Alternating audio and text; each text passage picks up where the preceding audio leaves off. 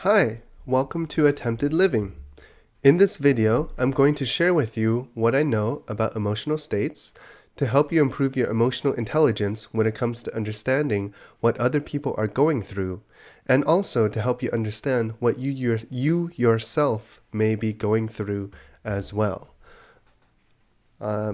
This was prompted by a conversation by someone who told me that she had a coworker who would constantly complain to her about his life.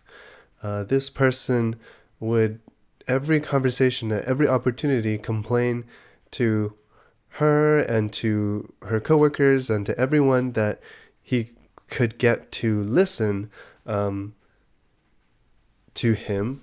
He would complain. And over the course of many months, people got tired and sick and tired of listening to this guy complain. And so what I want to do now is to first characterize and describe him and his emotional state. So I'll do this by saying that everyone has a range of emotional states. You can think of this range as being how healthy you are emotionally. In the same way that you have physical fitness, like, oh, my arm can move up and down, or it's disabled and I can't move my arm up and down, or I've been bodybuilding and I can move like 100 pounds up and down with my arm. So this is from zero mobility to some mobility. Let's say I can move 10 pounds to a lot of strength, like 100 pounds, right? So this is a range from 0 to 10 to 100. And so in that same way that your arm has different strengths and thus different levels of fitness and health, your emotional muscle is the same way. And so if you think of someone's emotional muscle as being from 0 to 100, there is some number, let's say 30, where below this number, the muscle is in a very unhealthy state. Like if my emotional muscle is below 30, then it stops functioning the way it should. So in the arm analogy, I stop being able to pick up things or move my arm up and down easily because there's a problem with my arm. So this guy who's complaining to everyone about his problems, he has an emotional state that has plummeted below the healthy zone. And so now he's emotionally hurt. Something happened to him that caused him to be emotionally hurt past the point of normal health.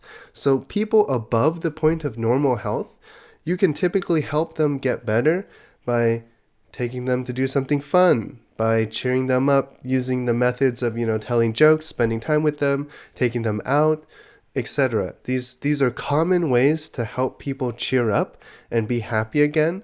This works on people whose emotional muscles are above the line of health. That means that their emotions work like a normal person that most people understand. Oh, if you bring them happiness, they get happy. If you bring them sadness, they get sad. This is normal range. Once they've passed the healthy range, then they become sad to the point where what they need is for someone to heal them. And so the process to heal them is as follows. First, you have to create a space for them to describe to you in full detail what they're going through. So the reason that the coworker is complaining to everyone around him is because he's looking for someone to listen to his whole story, because he feels alone. He feels like no one understands him. He feels like he's going through this uncomfortable emotion alone. And what he wants is to make a connection not just by, oh, both of us go out for a meal and we connect over the meal. No, he has a story. Something happened to him that has made him emotionally unhealthy. He was healthy once, something happened, and that brought him down to being unhealthy.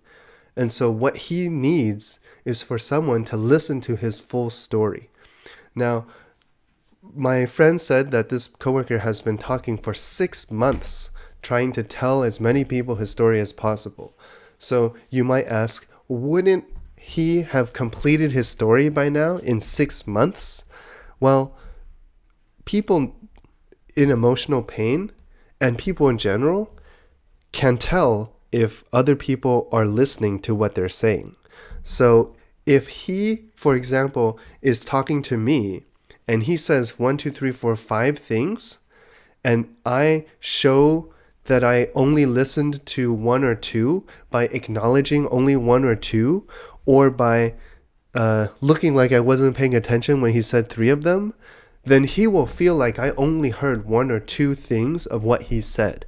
And if he feels that way, then he will not feel heard. He will not feel understood. He will still feel alone, alienated, and ignored. And thus, he will continue to be in emotional pain. So, for him to get out of emotional pain, someone needs to first understand his emotional pain so that he doesn't feel like he's alone. And this, anyone can do if they have the time, knowledge, and ability to do so. So I'm teaching you now that one, it's going to take a long time. The reason it's going to take a long time is because let's say that one day he comes to me and he says 5 things and I listen to all 5, then he's going to still have 5 more things and 5 more things. Like, there's a lot of details to his story. So never think that you've spent enough time until they stop talking themselves. So what you want to do, if you want to help someone who's in a pained emotional state, is you want to create a space for them to express themselves fully, to be open and honest, authentic and genuine in describing their experience to you, so that you can then acknowledge their feelings. You need to agree and support whatever they say. You cannot be judgmental. You cannot criticize. You cannot say, oh, wait, hold on. Let me try to make you feel better by changing your perspective. No, no, no, no, no. Helping someone feel better by changing their perspective works when they're in the healthy range of emotions. Once they're below the healthy range, if you try to correct what they're saying, then what they will hear is that you're not listening. You're trying to change their story, and they feel attacked because they're trying to tell you their version of the story, and you're trying to change their version of the story. And they don't like that. They want to be heard for who they are. And so if you want to help them, you should give them what they want, which is someone who is listening to what they're saying. So give them time and space and the comfort level to open up to you, and then listen to their whole story. And it might take multiple sessions, right? If you're lucky, they'll talk for a long time and then they'll be done. And then you'll see that their demeanor will change or their emotions will change. And then they're going to start thinking about ways to get better. One of the things that a lot of people don't seem to understand about people who are in emotional pain is why they don't do things to make themselves better. And such as, like, usually there's logical things that they could be doing to improve their objective situation. Like, oh, they could be studying harder to do better in school, or they could be working harder to do better at work, or they could be sleeping more, exercising more, eating better, right? There's a lot of things that they could be doing to objectively make their life better, but they're not doing it. And the reason is because they're being blocked by their emotional pain. People in emotional pain need to treat their emotional pain first before they can start treating their physical and other needs. And so when they're complaining to you, what they're actually doing is they're asking for your help. They're trying to help themselves, but they can't help themselves because what they need is a connection to another human being who can understand them and make them feel like they're not alone. And so that's why they're in front of you complaining to you. That's why they're moping around. That's why they may act in irrational ways. It's because they're in pain. They're in emotional pain, and they don't know, and they're not able to heal themselves, and they're searching for ways to heal themselves. So if you meet someone in emotional pain, please do not judge, do not criticize, just listen to their story. After their demeanor changes, then they'll slowly edge beyond the line of unhealthy emotional state, and then you'll probably then give them some space and some time, like a couple days, and then they should usually start to think logically once more and improve. Then they can take it from there. They can do the natural steps to get themselves healthy again through the normal means of doing things to cheer themselves up, and so on and so forth. If you find that after you've listened to everything, they haven't started figuring this out, one of two things is happening. One is that they need help getting started, in which case you can offer the help, like, hey, I noticed you seem to be feeling better. Do you want me to help you, work on your habit of eating more salad or eating more fruit or whatever is going to be an activity that will improve their life? That's one possibility. The other possibility is they told you the full story for one of the problems they have, but there's another problem. They have more problems. Big surprise. Everybody has tons of problems, but they have another emotional pain problem that's keeping them here. So they either will eventually open up to you if you build enough trust with them that they will be willing to share that story with you, or maybe they can't share it with you.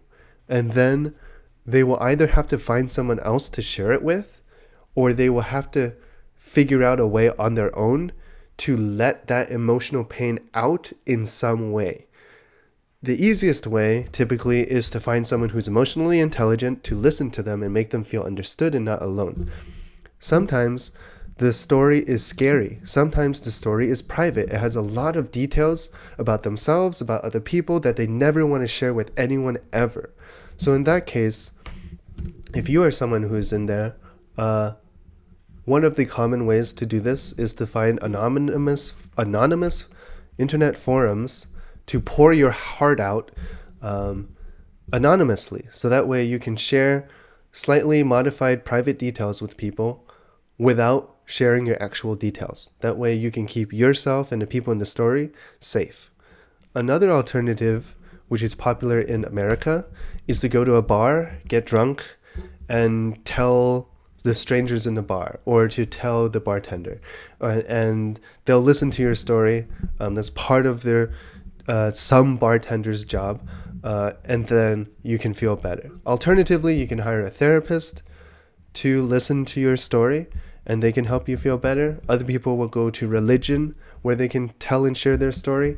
But yes, first line of defense is friends and family. But what if the issue is about the friends and family? So if you can't tell them, if you have an issue and you try to tell your friends and family, but you're not able to, then you can go to find anonymous outlets. However, if you're feeling emotional pain, one of the best ways is for someone else to understand you so that you can feel not alone anymore. And then your feelings are acknowledged, which is a huge relief.